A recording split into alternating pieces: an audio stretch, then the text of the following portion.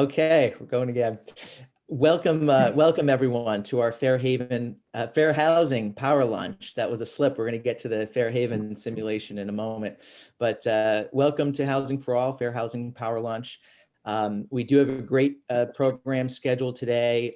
We've got a number of speakers who are going to share a lot of important information with us. And so we're just going to start with a few housekeeping items, and then I'm going to get out of the way and we're going to let our speakers take the floor and share information with you. So we will start with a first announcement. First bit of housekeeping, which relates to the call for action. Hopefully everyone's received this in either the text alert format or via email. It should have gone out in both formats. The text is obviously the quickest and best way to be up to speed on when our interests as realtors are in play, and that we need to communicate with our legislators. So it's a great system that's been set up to quickly alert us of these issues, allow us to communicate directly with our own legislators, and send a message and have our voice heard. So if you have not done this, it is important. Look into what's going on related to the new sales tax. If you do respond to the call to action, you'll see the points all delineated right in that call to action as to what the issues are from our perspective. And you'll be able to share that with your legislator. And like I said, have your voice heard, and it's important to take a look at that. So that's the first bit of housekeeping. You should text. You'll see on this screen, if you are not signed up for the text alerts, just text CTR to the number there, 52886, and you will be signed up. And you can also go to, you'll see a link there at connecticutrealtors.com/text. And you can also go there and do it that way. So I think sending a text to 52886 is going to be the easiest way. So please do that if you haven't already. Moving on to an opportunity to win a $100 Visa gift card. You will be entered into that if you take the Fair Haven simulation by May 31st. So you have just about a month to do that. You'll be entered into a drawing to win that $100 Visa gift card. You also have an entry for attending today, but you should double your chance and do the simulation. You can find it right on the NAR site. You can see a link to it below there, fairhaven.realtor. It's everything's free. You just log in. I'm not sure if they're aware that we have a actual neighborhood called Fair Haven right in our community here, but it was named that with the idea of it being kind of in every town in America, and a play, of course, on fair housing. Which is what the simulation is about, and is well worth doing. So do participate, and if you do it by May 31st, you'll be entered to win. And there's one more nuance there, which is if the winner comes from the office of a broker manager that has also taken the simulation, then I believe they too will be a winner. Yes, they too will win. So, but they do need to take the simulation. So pass that along and let them know if they're not on, and share this with colleagues. This is they put a lot of time into putting this together, and it's well worth doing. So to show that we are serious about our giveaways, and this is no joke, we're actually going to quickly give away 2 t-shirts right now to get the blood flowing, to get everybody excited. And we have taken everyone who was registered for this and randomly drawn 2 winners. There will be 2 winners later as well, and 2 at the end. So we're gonna have 6 winners. You do need to be on the webinar to win. And you'll be contacted afterwards. So there's no need to do anything except let the confetti fall from the ceiling if your name is called. And our first 2 winners are Jennifer DeVivo of Calcaney. So congratulations, Jennifer. I hope you're on the call. And Lynn DeMusis of Coldwell Banker, and I hope I pronounced your last name right. So Jennifer DeVivo and Lynn DeMusis, congratulations. You're our first two winners of the this Fair Housing t-shirt. So let's, like I said, with housekeeping aside, let's jump right into our program here. And we are going to have a panel of guests today, but we're going to hear first from Erin Kemple, and then we'll hear from two other speakers. So to start, we have Erin Kemple. She's going, let me actually just read her bio so I don't mess this up for you. She's the executive director of the Connecticut Fair Housing Center. Ms. Kemple has worked with people of color in low-income communities for over 3 decades. In 1985, she was admitted to legal practice in Massachusetts, where she specialized in representing low-income individuals and families with housing and benefit complaints. She then spent 14 years as founder, legal director, and executive director of the Housing Discrimination Project, which was a private fair housing organization serving all of central and western Massachusetts. Since 2003, Ms. Campbell has served as executive director of the Connecticut Fair Housing Center. While at the center, she has advised state and local officials regarding the implementation of policies and plans to overcome impediments to fair housing choice. Ms. Campbell is a graduate of Suffolk University Law School and the College of Holy Cross, and we are lucky to have her with us today. And with all that said, I will turn this over to Erin, and thank you for being with us, Erin. Thank you very much for having me. I'm delighted to be here. You almost made Fair Housing Month. So Fair Housing Month is the month of April because that's when the fair housing laws were passed. But it's good to continue the dialogue, and it's good to continue the conversation. So I've shared my screen with you, and I am going to be doing a history of fair housing, in part because I think that will, excuse me, help people understand how we got here today. Just minutes before I came on to the call today, I was being interviewed for an article about some fair housing issues that are going on in Branford, Connecticut. And one of the things I said is that people today think that they are the ones who made decisions about who's living in their town and who has the right to live here and how we can organize our town and everything else. And one of the things that I use the history of fair housing to do is to show that the cities and towns that you see today, the people who are living in your towns, was really socially engineered by the cities, by the state, by the federal government, and by sometimes individuals. So that's really going to be my focus today, with an emphasis on how this is still affecting our work, all of our work today. So I hope you can see my screen, and if someone gives me a heads up if you can't. So I just want to talk a little bit about the vocabulary that I tend to use, in part because not everybody always has the same vocabulary when talking about some of these issues, particularly around race and national origin discrimination. So the policies are the rules that an institution or government agency uses that are written. Sometimes it's unwritten, but everybody knows it because that's the culture. Systemic and institutional inequality really is tied to power and who has the power to decide things. Racial segregation is something that we see a lot of in Connecticut, where people of color are confined to a very few number of places, and people who are white are able to live almost anywhere.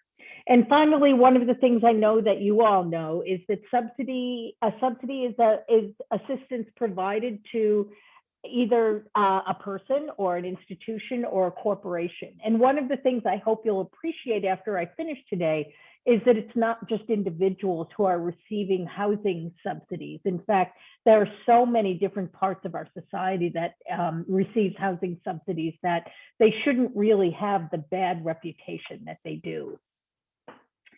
So as I said, Connecticut is highly segregated. 67% of the state's population of color lives in just 8% of Connecticut's towns. And this is what that looks like. So you'll see that for the majority of the state, that those white areas are areas that are less than 15% people of color.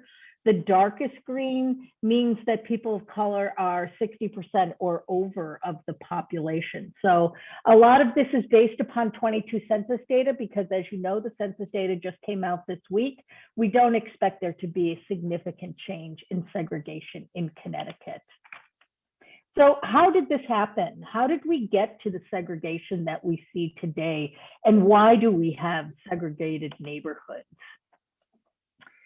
So one of the things that I hear often when I'm doing training is whether or not racial and economic segregation was an accident. And I think one of the things that you'll see as I go through this, that in fact, public policy, private decisions, all had a role in shaping who is living in our towns. And so when I hear people really protesting and saying the state can't change the zoning regulations, or the Fair Housing Act shouldn't say who can buy my house or who I can sell my house to, it really ignores the history of what we have and what we have done in the United States.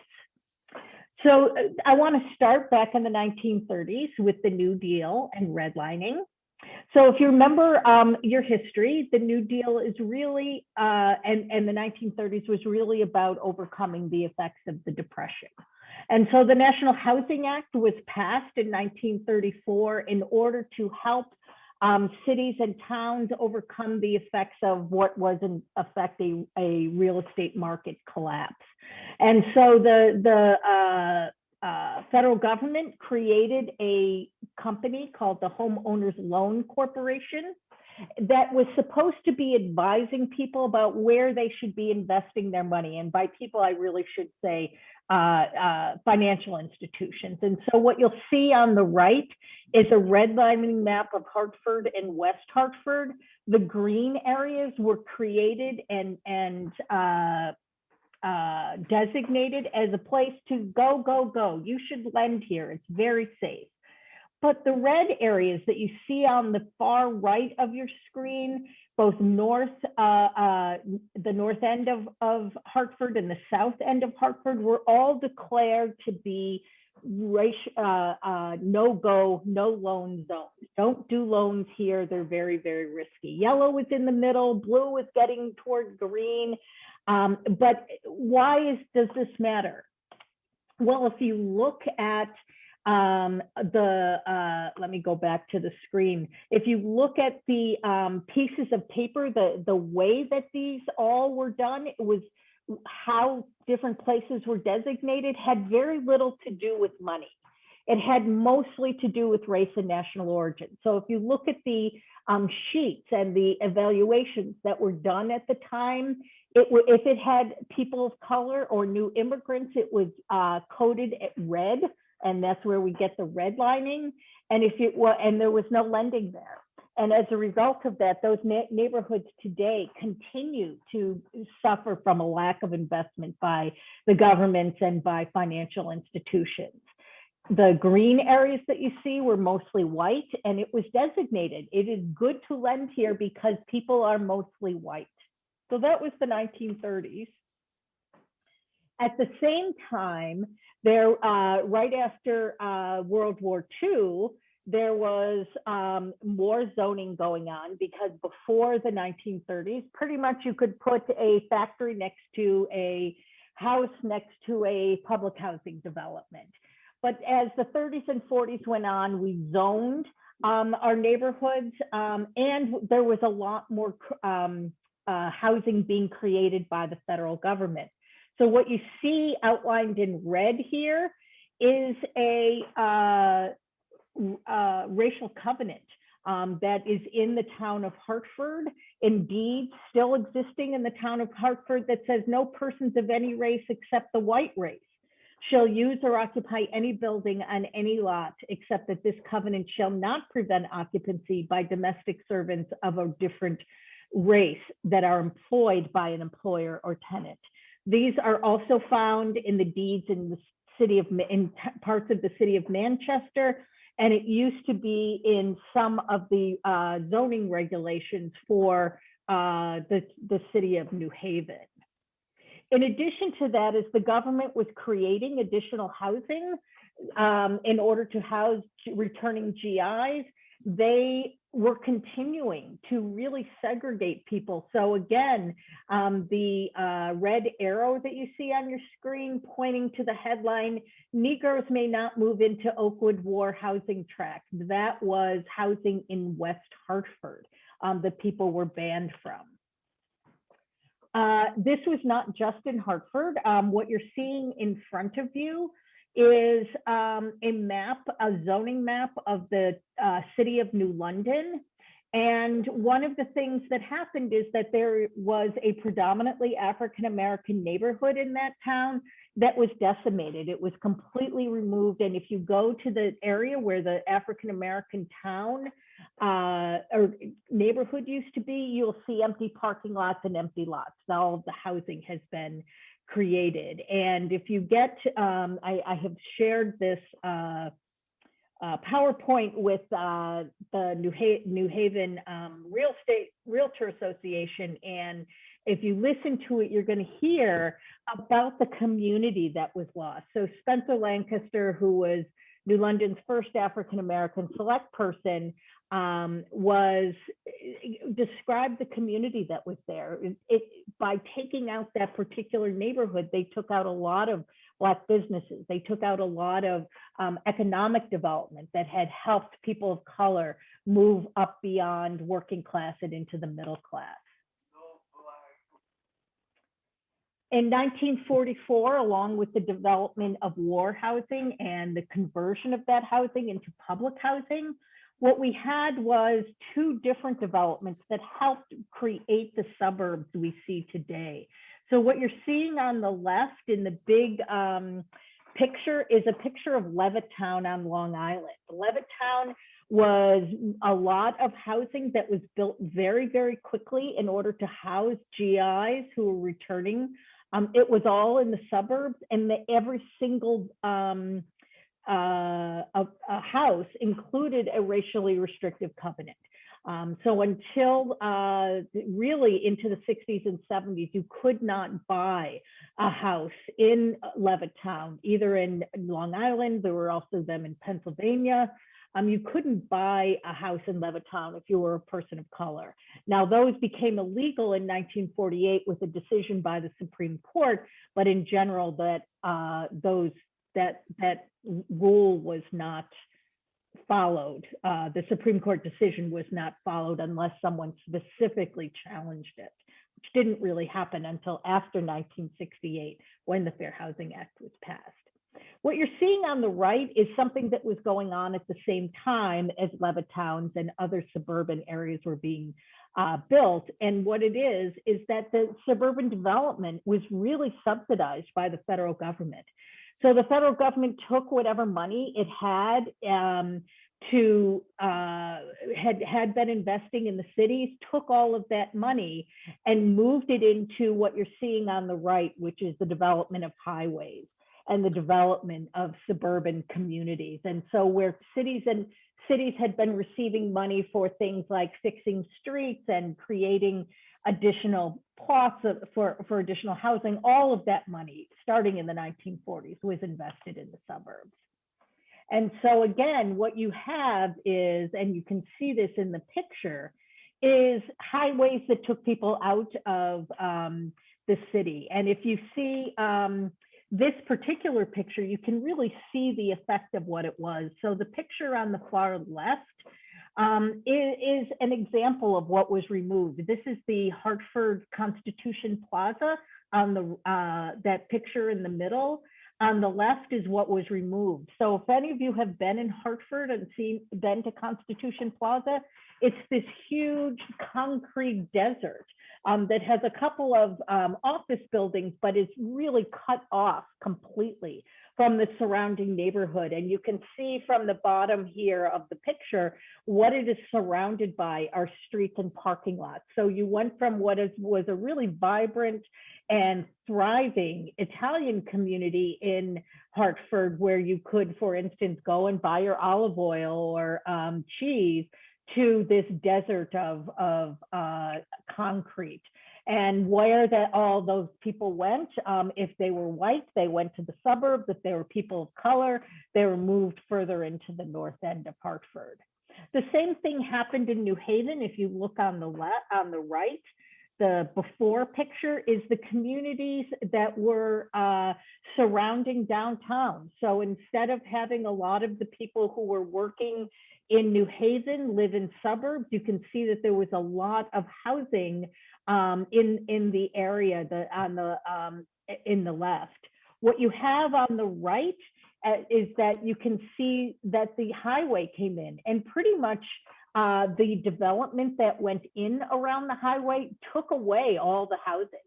So where you might have had 2 and 3 family houses or next to single family houses, you either had parking lots or high rises, but certainly not the sidewalk accessible housing and communities that were there before, and certainly not close to downtown.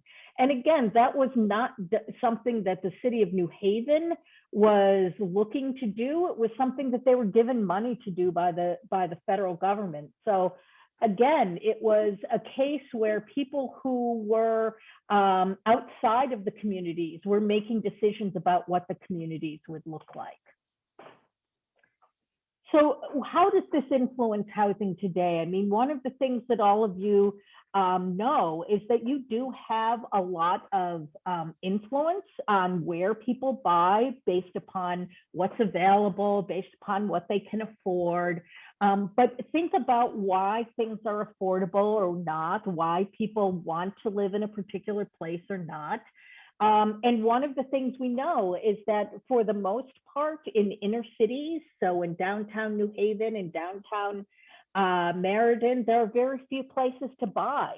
So if someone is looking to invest in a home and they want to live in a home so that they can create equity and maybe use that to put their kids through college, it's probably not going to be in a lot of places in New Haven or in every place in Meriden.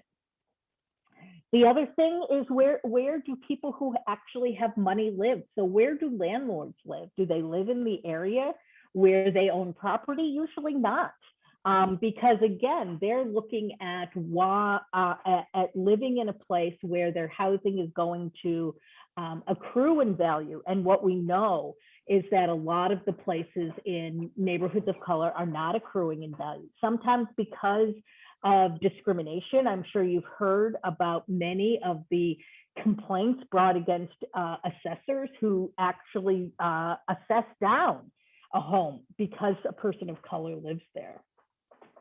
What makes a neighborhood attractive? So if a neighborhood doesn't have access to banks and grocery stores, it's unlikely that someone who has money to invest in a home is going to live in that neighborhood. And what we know about communities of color is that banks are not moving in there.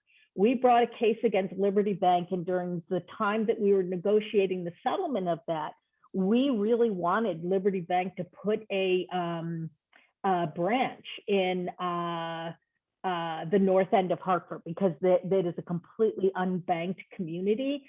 And Liberty Bank said it's simply not financially feasible for us to do that. So we are not going to do that. And as a result of that, the north end of Hartford still remains completely unbanked. What does that mean?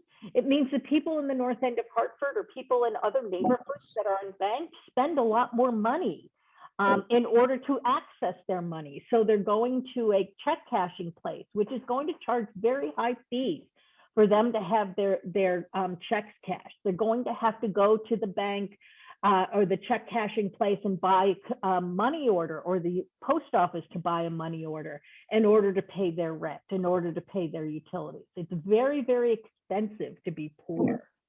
And then the last thing that I think all of you know, because of when you're showing houses, is At least when I was looking to buy 10 years ago, anytime that we were driving through a neighborhood and we were hitting potholes and, you know, driving around cars parked in the middle of the, parked on both sides of the street because there was no garages or there was no driveways, that really was something that my realtor thought had to apologize to me for. Oh, I think they're going to fix this pretty soon. And all of that, again, is what is making people decide about where to live, not the people who are actually living in the town, but a lot of things that the people in the town don't realize are controlling housing choice. So what are the effects of housing discrimination? Remember, housing makes a difference in every aspect of our life. So if you can't choose where you're going to live, it's going to affect things like the health and the environment that people live in.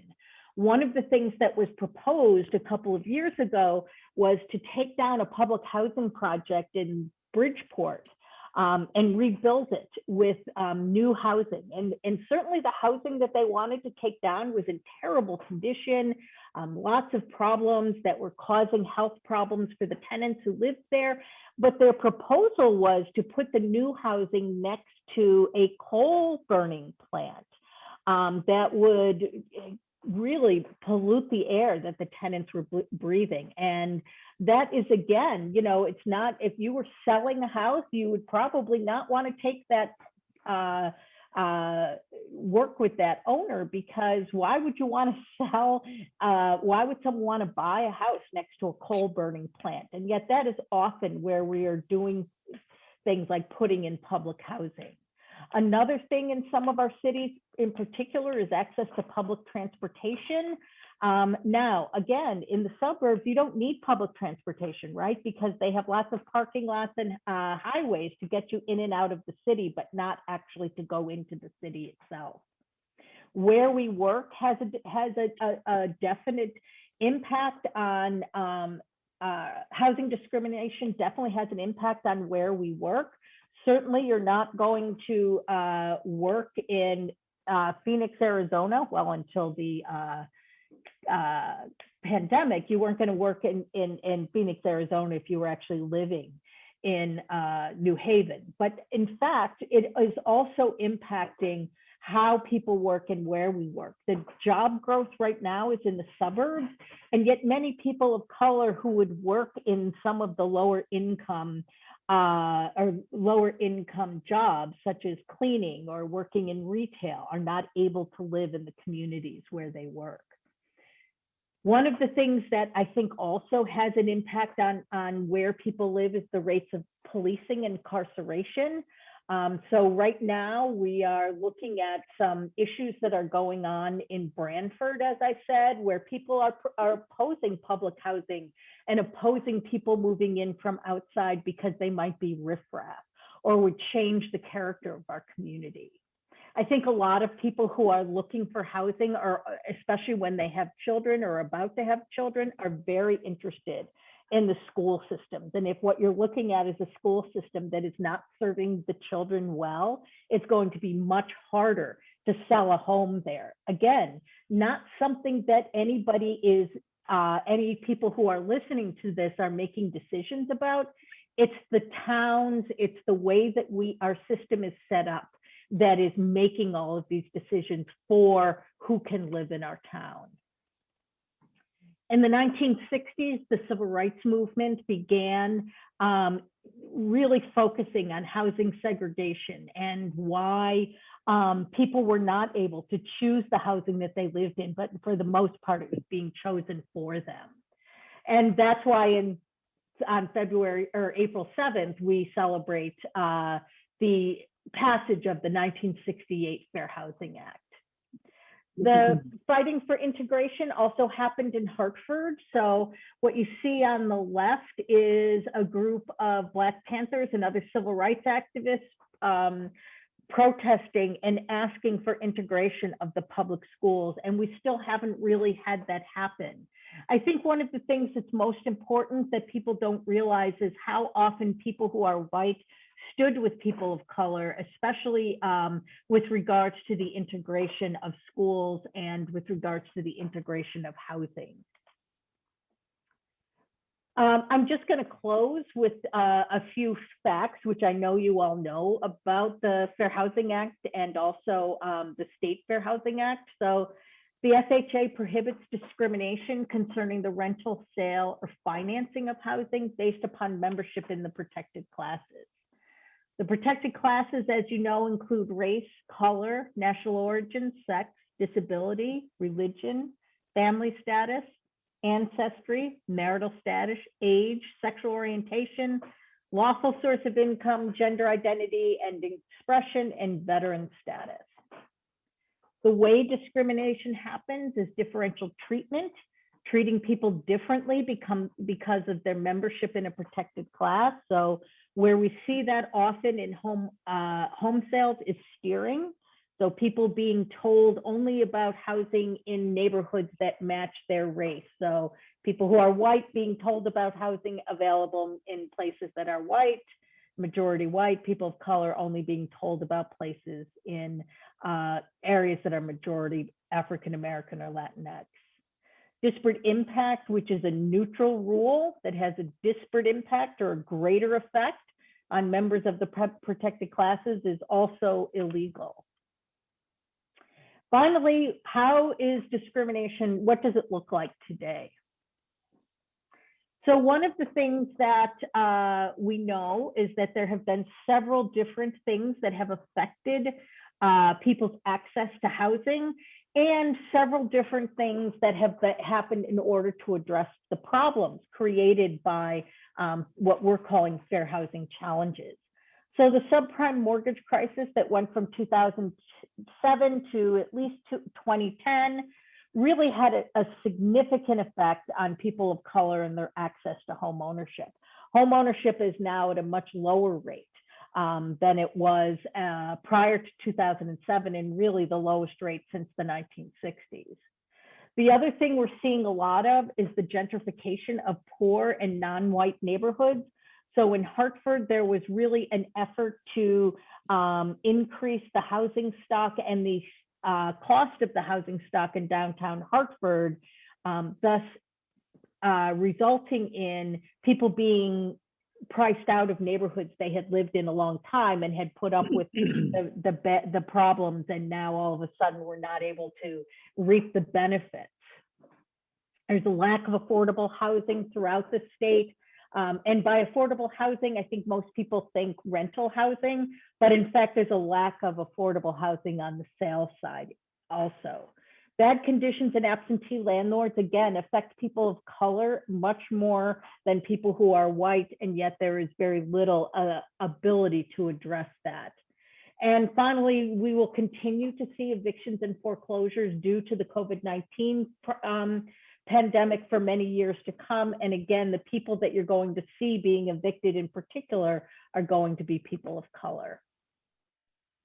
I'm going to leave it there, except I am going to leave up the contact information if someone has a question or if someone needs information, there's information there for you. I also want to say that despite me being here today, I really can't give legal advice to anyone who is a real estate agent, because we may have been contacted or may have contact with someone who is on the other side of the case. In other words, we can't give two sides legal advice, so we are really not able to give real estate agents advice. Although I know that Carr has an excellent attorney on staff who often does give advice. So thank you very much. And I'm happy to I will be here through the end if we get a chance to do questions and answers. Wonderful. Thank you, Erin, for that walkthrough of history. And we'll actually take a minute now. I did type into the chat box that if anyone does have questions, go ahead and just type them concisely into the box and we can get to them now. And while we wait for people to collect their thoughts and type a few, I'll just share a couple quick anecdotes based on what you just presented, Erin. One of them is I actually had an unusual listing where I sold a home for a woman who was about 102, and she had purchased her home new in 1944. And the deed read exactly as the one you showed, that, paragraph section E. And I always go when I take a listing and I do my town hall work and I pull the deed, and most of that language has been scrubbed from the deeds, probably, I assume, post 1964. So this deed, of course, I had to go back to 1944 to pull it, and it hadn't changed hands, so nothing was changed. It read exactly as you showed, and this was in Hamden.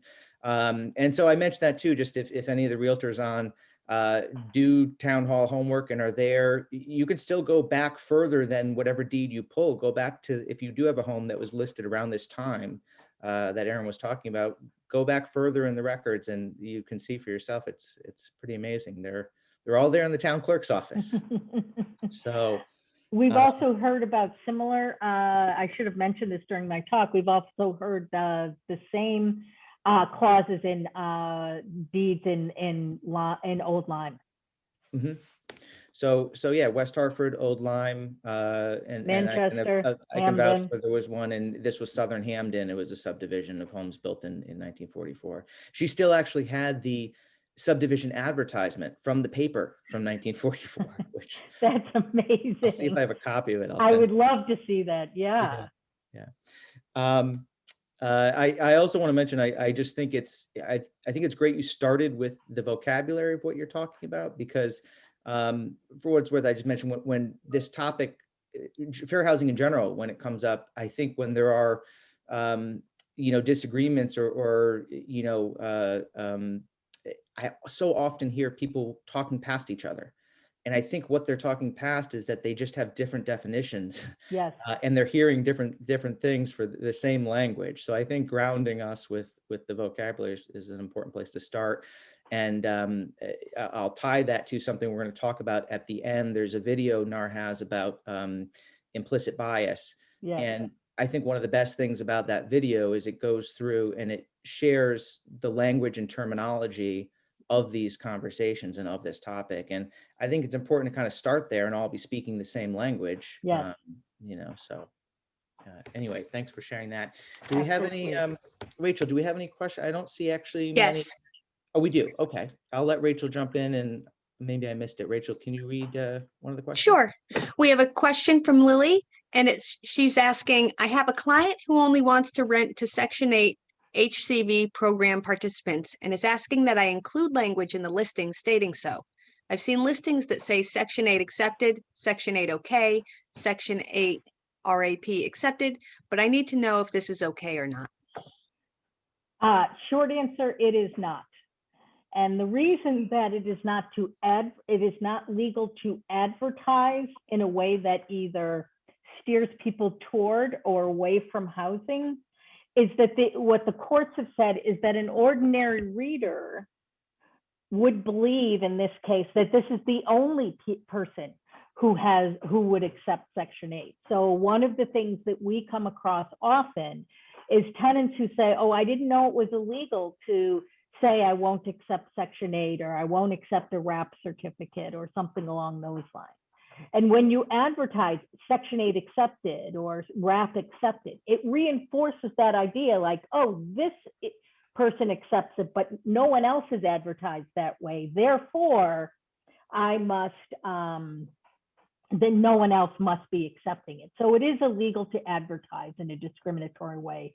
Even though we know it happens all the time, it's just that CHRO, the state agency that oversees fair housing issues, and the Connecticut Fair Housing Center are so busy that we don't have a chance to do that. With regards to your client only wanting to rent to people on Section 8, while there may not be anything explicitly wrong with it, in other words, there's no law that says you can't just rent to people in the protected classes, I would be careful of doing that, because of course what you want is someone who meets all of your qualifications.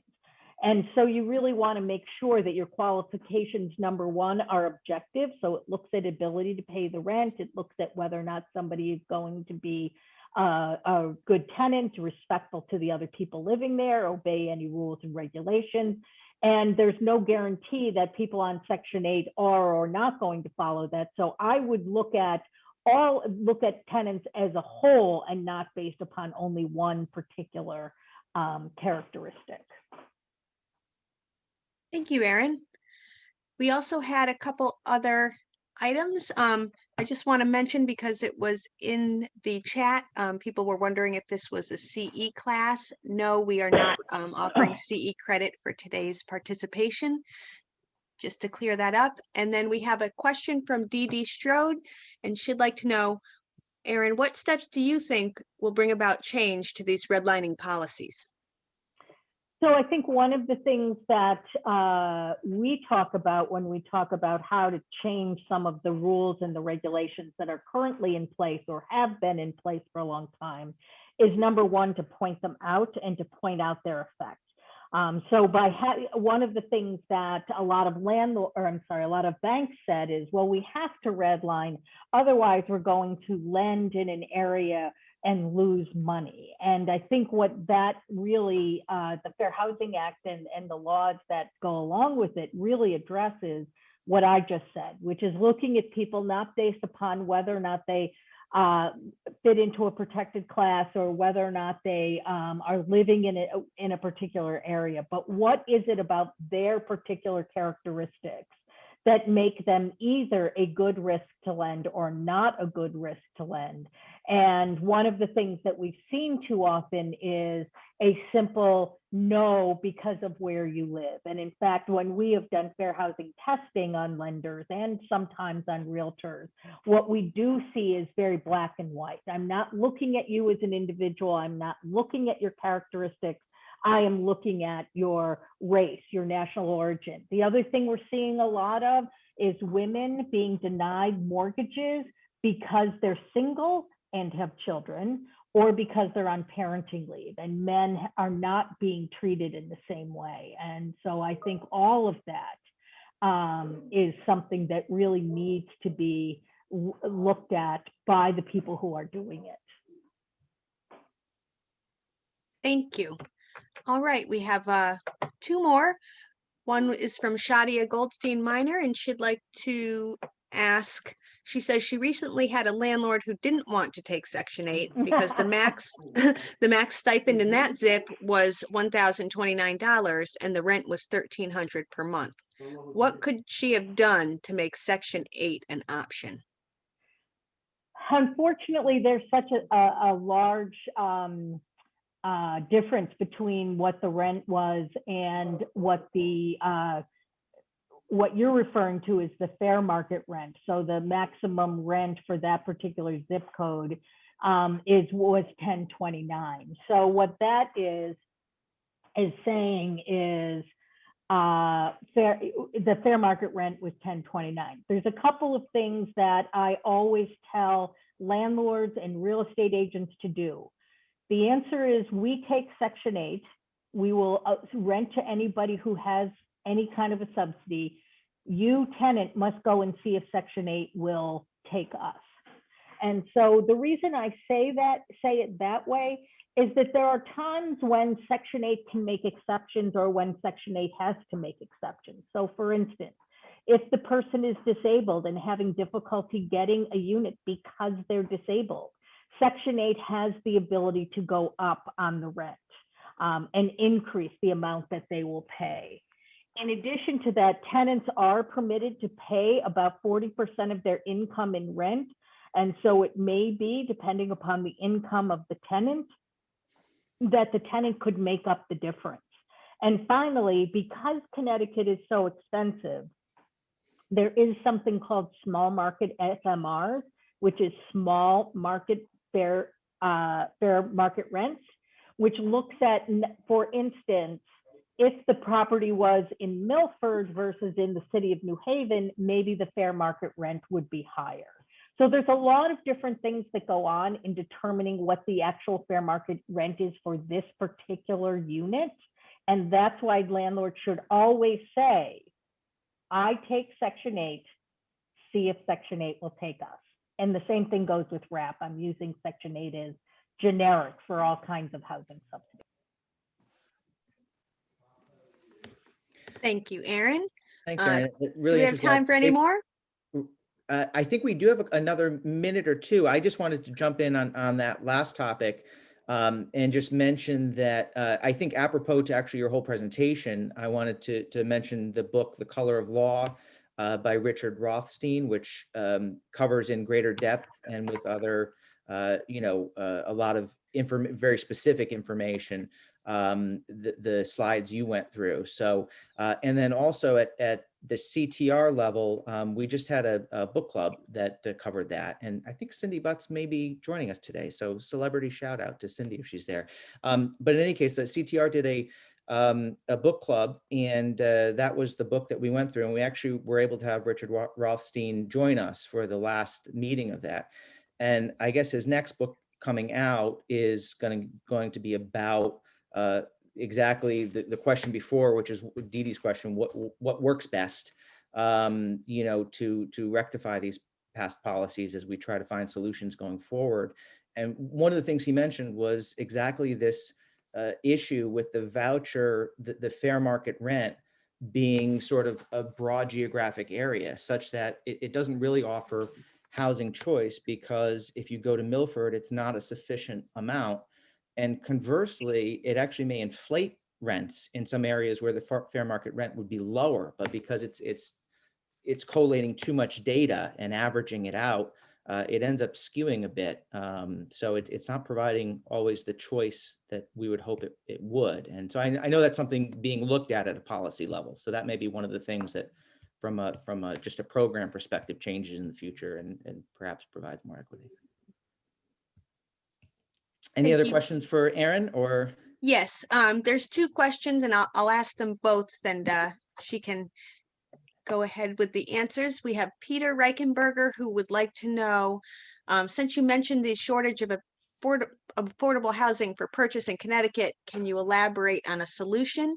And Kristen Symphony would like to know, how can we change the banks to stop redlining?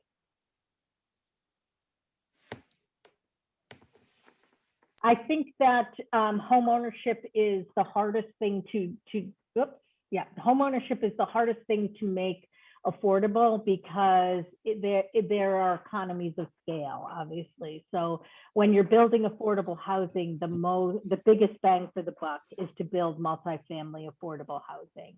And if you look at all of the programs that exist, that to build or to rehab housing into affordable housing, it's all for multifamily. It's not even much for co-ops or condos anymore. It's really about single family homes. And one of the things that we had suggested and may again becoming viable is we had at the Fair Housing Center had urged cities and towns to buy foreclosed properties and turn them into affordable housing. And no one took us up on that. And in fact, the Department of Housing created a program where people could get money from the state in order to create affordable home ownership by buying foreclosed properties. And it didn't happen. And I think that part of the reason for that is the mindset of a lot of people in the real estate industry is that the money is in single family homes. And if if there is foreclosed houses out there, we should buy it, flip it, and then we can get our money back. So I think that there's a lot of issues in the single family market that have to be addressed in order to get to creation of affordable single family homes. With regards to redlining, at this point, I am not sure that there's anything to do other than enforcement actions against banks. The Fair Housing Act has been enforced since 1968. The individuals, the state and federal governments have been bringing redlining cases against banks probably since 1968. I wasn't doing fair housing then, but I know that from doing case research that there are a lot of cases built. And it seems like the lending industry keeps inventing new ways to redline. And so one of the things that we're seeing now, especially with the rise of online only lenders, is redlining by the amount of money that they're willing to lend. So we're hearing about online lenders who are refusing to lend, for instance, less than $100,000 or less than $75,000. And for some place like Connecticut, that may not have an effect, but basically it means that you can't buy a house in the city of Detroit. Because a lot of the single family homes there are going for less than $100,000. And so they're redlining. They're not calling it redlining. They're not putting out a redlining map. They're not saying we won't lend here. They're just simply having a rule. You know, we won't lend less than this amount of money, and it cuts out many, many neighborhoods of color. Thank you very much for listening and for the questions. The questions were great.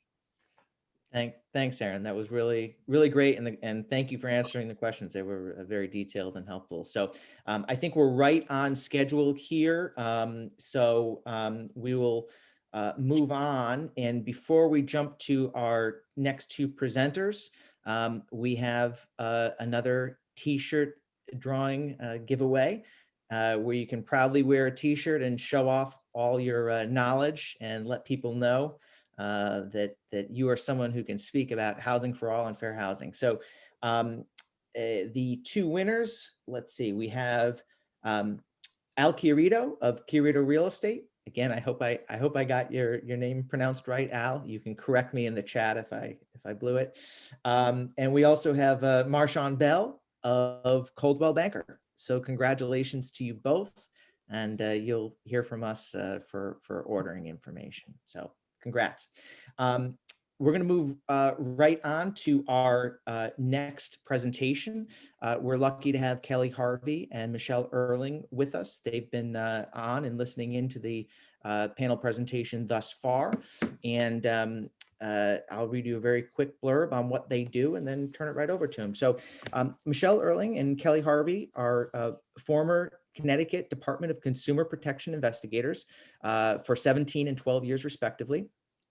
They have joined Dynamic Directions Consulting as two real estate experts and specialize in advertising, educating, and guiding licensees in building a business that will be compliant with the law.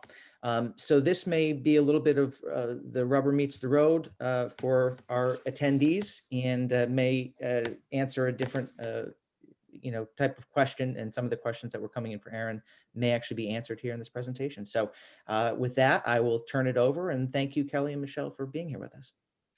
Thanks. Do you guys want to put Michele on as well, because she will be speaking first? I'm going to share our screen.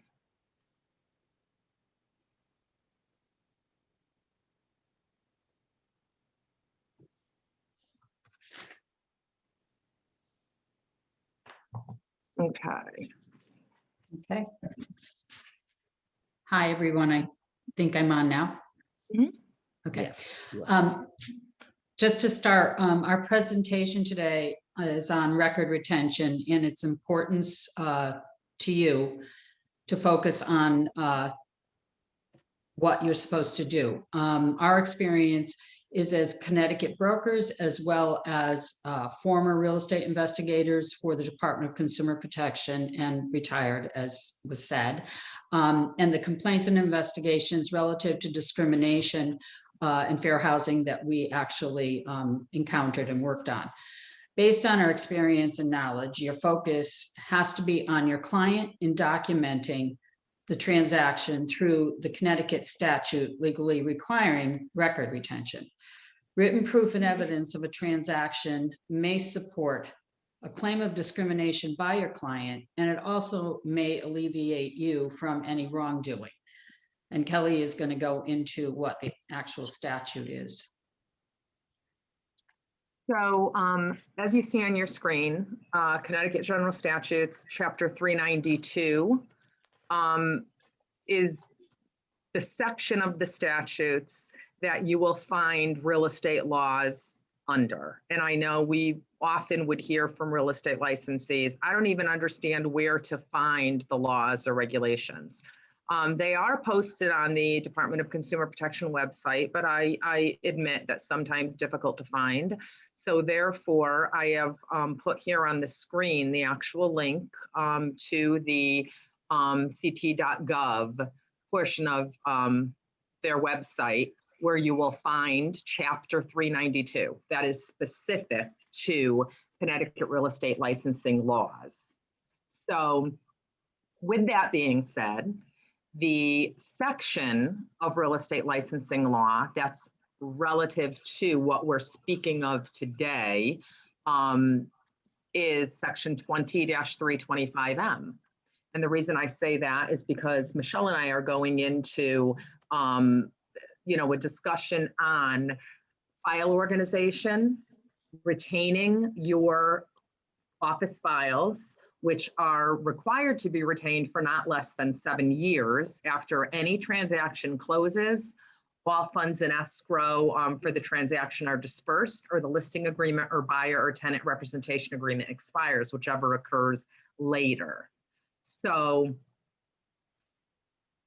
moving through this specific law, the highlighted sections are what I'm going to focus on, because these are what are going to help you create a cohesive file that you and your broker will retain for those 7 years, and know that should a complaint come in against you, you are going to be able to have all the documentation you need to dismiss the allegations against you, okay?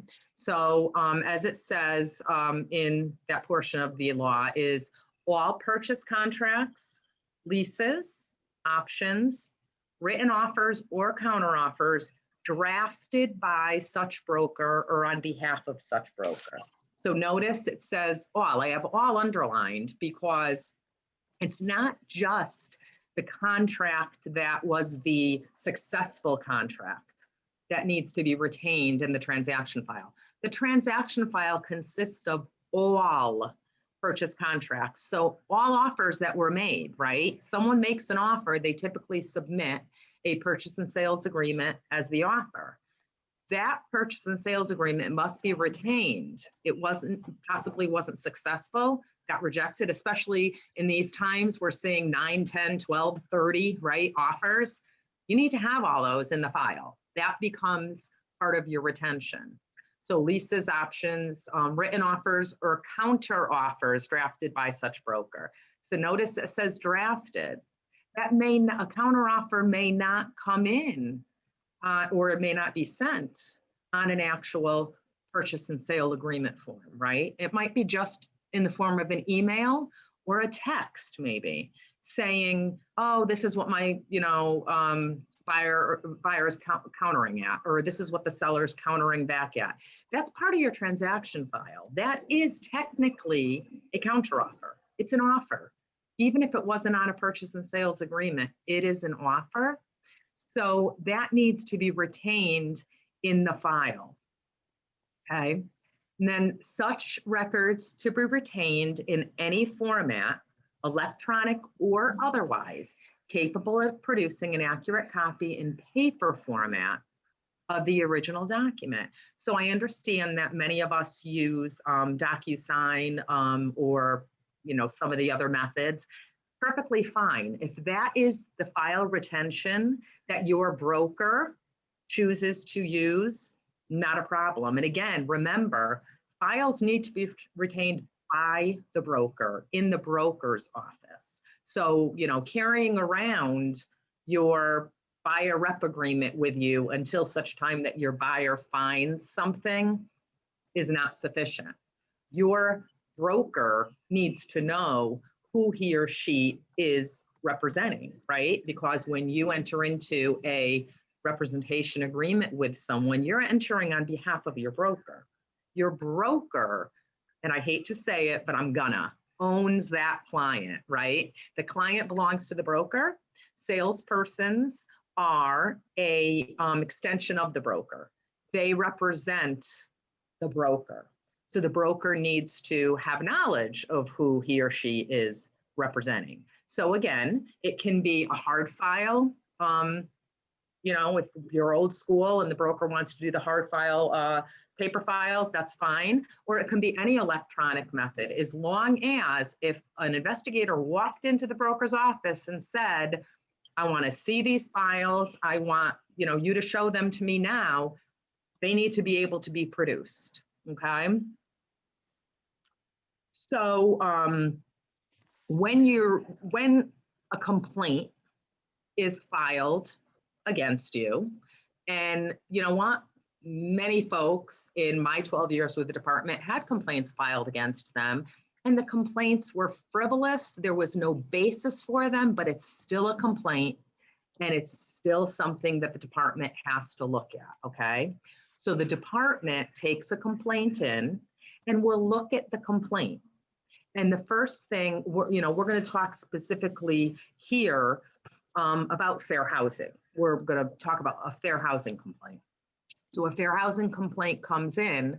Connecticut Fair Housing Center, Erin Kemple specifically, has much more knowledge than the examiners at DCP have. And I speak on behalf of both Michele and myself as being retired. We would very often reach out to the Connecticut Fair Housing Center, Erin specifically, typically, and get her take on something if we weren't 100% sure. And that would be our first step, would be to talk to Erin to find out, are we looking at this correctly? Is she in agreement with us that this is or is not potentially a violation? So, you know, very often, and I'll admit, very often, there was no violation. And it was just a disgruntled, you know, consumer, angry or upset. And so they filed a complaint. But if there's any question at all, then the department needs to reach out to the respondent, which would be you, to get a response to the complaint. And at that time, the department would typically ask for a complete copy of the transaction file. Therefore, what a complete copy means is everything that I previously discussed that needs to be in that file. But the other piece of it is it really, in your own best interest, in your broker's own best interest, it really should be in a chronological order that makes sense and categorized, you know, appropriately if there's a significant number of documents. You don't want the examiner to have to flip through your file to find what they're looking for, because very often, in all honesty, that just raises more red flags. The examiner finds other issues, when in reality, if the file was organized, things wouldn't have had to go that far. So the broker or salesperson, as well as the real estate investigator, should be able to easily find the document or evidence that they're looking for. And the only way that can be done is if you have a cohesive file and there is a basically the brokerage should have a policy in place of how these files are kept. After we would review with Fair Housing and potentially find out, agree that yes, this is an issue. This is something that's going to need to go forward. We would very often tell the complainant, you should file a complaint with CHRO, Connecticut Commission on Human Rights and Opportunities. And we would let CHRO process the complaint and make a determination. We would set aside the complaint until CHRO made their determination.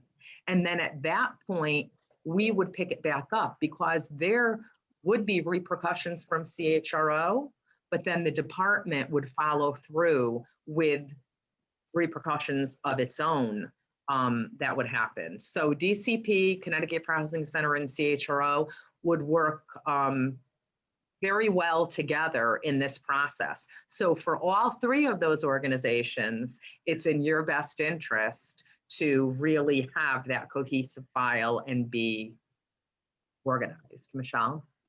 Another thing, just as an aside, if there is a complaint that comes into the department's going to ask for complete transaction files from both of the brokers involved. So if you know, the buy, the sell, the lease, you know, side. So even if your client is, you know, we've got the file from your client, we're going to ask for the other file. And if it comes in from one side, so there's always two sides to a particular story that then have to be put together. If they come in, you know, piecemeal, in several sections, no order to anything, it's a problem because it sets it up so that the investigators or even the attorneys, whether they be at DCP or somewhere else, you know, look at it and possibly form an opinion that the real estate licensee is less than organized or professional in representing their client. It's kind of starts things on the wrong foot because it's causing this feeling of that this transaction is out of control. So if we are going to share a file, which we would with CHRO, you know, they will ask for what we have because they're also going to get what they're going to get. And everyone's trying to make sense of the incomplete file. It's a problem. So if you as a licensee submit a file that is, you know, put together in chronological order, that has all the documents that it should have, and again, you know, in DCP, you know, Kelly and I knew exactly what we were looking for. So, you know, as licensees, before we ever went to DCP, you know, we knew how a transaction went. And so if it is in chronological order and easy to follow and the documents that should be there are there, it's going to go a long way to perhaps proving that your client was discriminated against by someone, or also possibly proving that you were not really part of anything. Right. So, you know, in a discrimination case filed by a consumer against a seller, a potential landlord, or even, you know, realtors themselves, sometimes the only thing that's going to prove the validity of the complaint is going to be your transaction file. You would not believe how important that truly is. You're in a position to protect your client's interest as well as protecting yourself and your broker, because remember, your broker is 100% liable for your actions. So having that complete transaction file is to your benefit as well as your brokers, and it's an obligation that you have to your broker to be organized.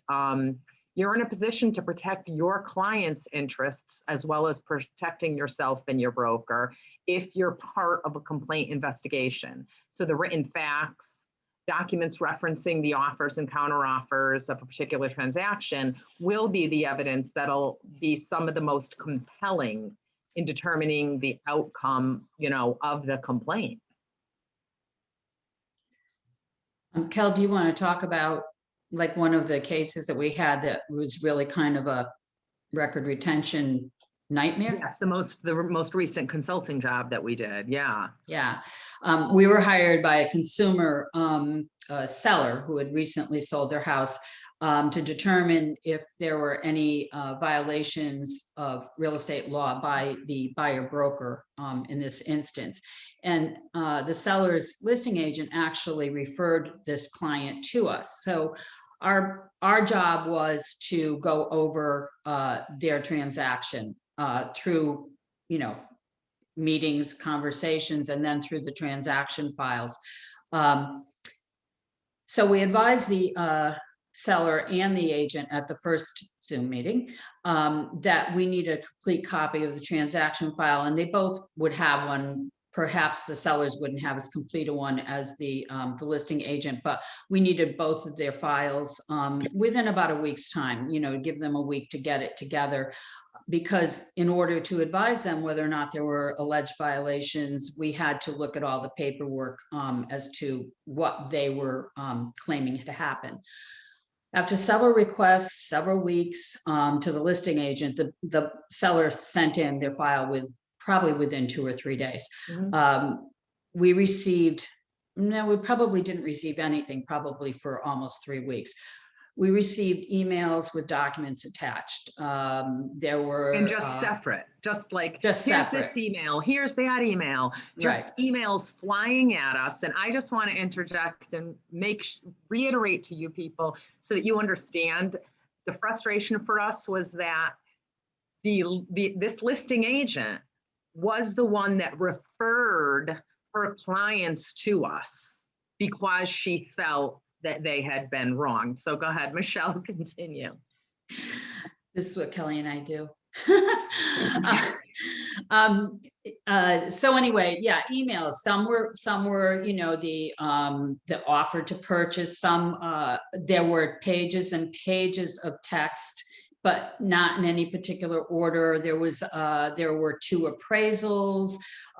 There were other offers that were mentioned that weren't sent to us, and we had taken notes, so we knew what we were looking for. So we finally just gave up because we felt that the 2 of us reviewing all of the documents that we have probably could determine, and some of that was really mainly through text, because a lot of the counter offering went back and forth through the text, which were a nightmare. So we had to determine if there were any alleged violations, so that then the seller could go ahead and file a complaint with the Department of Consumer Protection. We knew what we were looking for, but it still took us hours to put together in a chronological order what actually went on. So if it took us a long time, then if somebody had hired an attorney to go through this, or a lay person looked at it, somebody who doesn't, maybe, hadn't been an investigator with DCP, and also probably, wasn't a licensed real estate broker, it would have taken them a lot of time, a lot of effort, and probably a lot of money if it was an attorney, to try to figure out where the evidence and documentation was.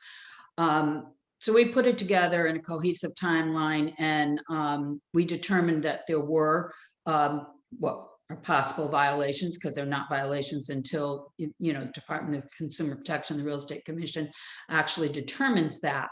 But the other part of that was that this incomplete bunch of papers that were emailed indicated to us that the listing agent was disorganized, and possibly partially liable for the mistakes that were made during this transaction, because there was a lot of communication going back and forth in incomplete and untimely ways. So we certainly weren't going to do anything about that, because that wasn't what our focus was. They asked us to advise them about the buyer broker, but had we gotten that at Consumer Protection, it would have been more of a concern to us that the listing agent really was not effectively doing her job for her client either. And there really wasn't a complete transaction file. Now, we asked for what DCP would have been asking for, and that's provide us with a complete copy of a transaction file. Instead, she was going through her phone, forwarding texts, forwarding emails. No. Those texts and those emails should have already been in the transaction file. As much as it sounds daunting and time consuming, trust me, when you have a complaint filed against you, when you don't have a transaction file that contains all those things, then it's going to become daunting for you. And you could be looking at significant fines. So, again, this is about, fair housing, but it also relates to, fair housing, because I was seeing a lot of things in chat about, how do you find someone that takes Section 8? Be careful putting something like that in writing. You can't not consider Section 8. Section 8 is a lawful source of income. So you can't advertise we take Section 8, just like you can't advertise we don't take Section 8, because it's a lawful source of income. You can't deny someone solely because they're on Section 8. So as a licensee, you shouldn't be having any communication with your clients about whether or not they're going to take Section 8. Your only communication with them should be, you understand that you can't, it is a lawful source of income. You cannot say you're not going to take Section 8, and you can't not consider someone because they're on Section 8. So if you have any texts or emails or any communication going back and forth where you fed into this theory from these consumers that think that it's okay to not take Section 8, you could be dragged down that rabbit hole and be found liable as well. So you want to really, really be cautious. And those things, those texts, those emails between, you and your client, if they are the owner of the property, do become part of the transaction file, because you're talking about, an offer or counter offer, or, whether or not you're going to list something or not. And so all of that by law should be in your transaction file. And because by if something's law, not in the transaction file, it can be subpoenaed. So, be very aware of that. You're only helping yourself by creating a complete transaction file, because by having that, there's no reason for an investigator to be questioning what's missing, because you have really, done your due diligence and put everything in that was required to be there. so that, yeah. Any questions? We have lots of answers.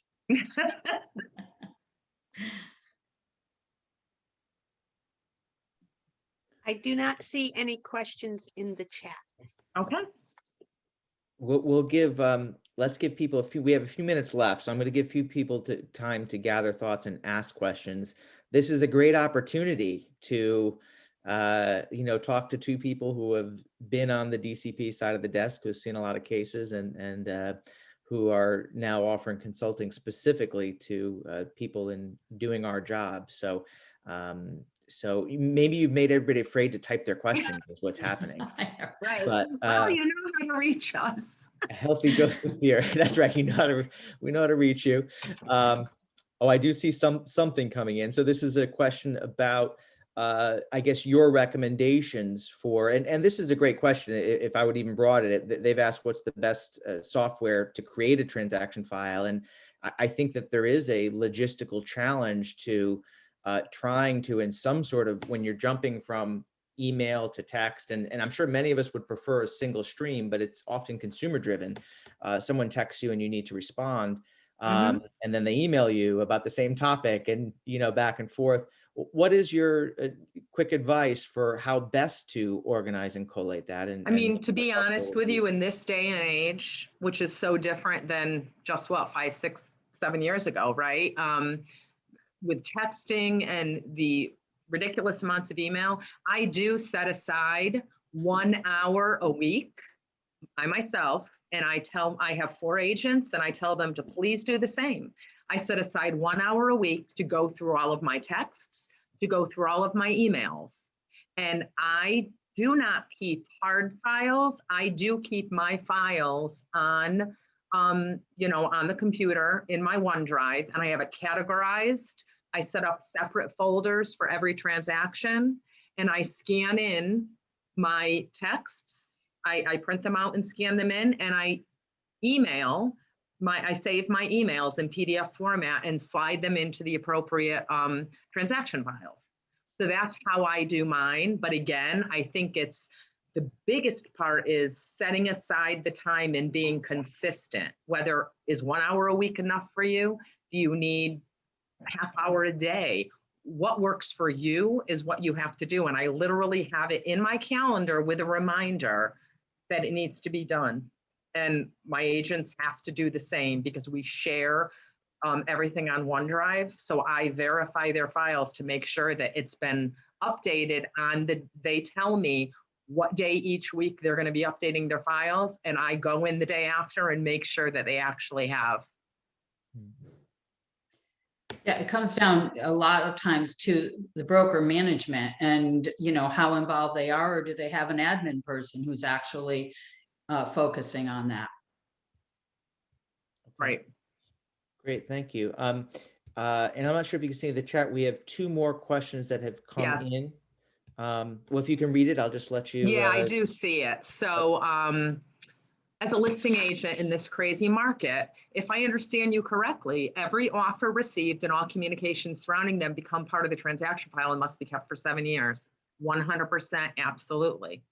That is the case, and it's must be kept by your broker. It is your broker's file and your broker's transaction. So yes, that does all become part of the transaction file, and it does have to be kept. That's why, you know, it gets daunting for it to be all of this paper, all the trees we're killing. So it does make the most sense to use some sort of, you know, online format. And, but yes, unfortunately, that is the case. It is 7 years. And yes, every offer becomes part of the transaction file. All right, we have another question. Can an agent submit, so I guess essentially it's a question of standing. Can an agent submit a complaint against another agent if they feel their client has been discriminated against? You know, they can do whatever they want, but to give you sound advice, technically it's the individual, the department, and Michele, correct me if I'm wrong, has always looked at it that it's the Department of Consumer Protection. The consumer that was harmed is the one that should be submitting the complaint. That's why the listing agent had, she actually had called us and reached out to us. And after she spoke to us, she referred us to her client because she knew that if she filed the complaint with DCP, it likely wouldn't go anywhere because this is about a consumer being harmed. So they need to hear from the consumer. Yeah, the real estate agent will become the witness to the discrimination, Right. but it really has to come from the person who was harmed. And I'll just add that, of course, we're talking about DCP here, but if there was a violation of our Realtor Code of Ethics, of course, that is often where agents would submit complaints against other agents, a totally different avenue. Right. But You're if there's right. a violation of our Code of Ethics, there is that. And agents certainly can file complaints against each other with consumer protection, but only if it's, you know, they're not, I'll just take something out of the air, that they're not getting cooperation from another broker, let's say. Not disputes for commission, because that's a civil matter that has to go to court, but you know, certainly one broker can complain against another broker. But, you know, it'll depend on whether it's really a violation of the real estate law or it's an ethical thing, which then is the Board of Realtors. Great. We have a question here. What if an apartment has gone through Section 8 inspections and did not pass? And the landlord will not do or doesn't want to do, I guess, the necessary things to make it qualify? That would probably be a question that Erin would be better answering than us. Thank you. Thank you. So housing, the inspections by Section 8 are housing quality standards, meaning that what Section 8 is doing is ensuring that the apartment is up to housing code standards. Under Connecticut landlord-tenant laws, landlords are prohibited from renting apartments that are not up to housing code standards. So if the landlord isn't doing the repairs, then they can't rent the apartment to anyone. And if the landlord isn't doing the repairs, it's technically a violation of the source of income regulations, because what they're saying is, I'm refusing to follow both the state or local housing regulations and the regulations and laws under the housing Section 8 program. So not an option to say I won't do the repairs. Great. Thank you, Erin, for jumping in there. And it looks like the only other questions that I'm seeing, and Rachel can jump in and correct me if I'm wrong, but are kind of a bit of our housekeeping at the end as to whether this presentation will be available afterward in PDF. So I'll jump to that, unless, Rachel, did I miss any questions for the panelists? No, looks like everything's been covered. Excellent job. Wonderful. Well, perfect timing, everyone.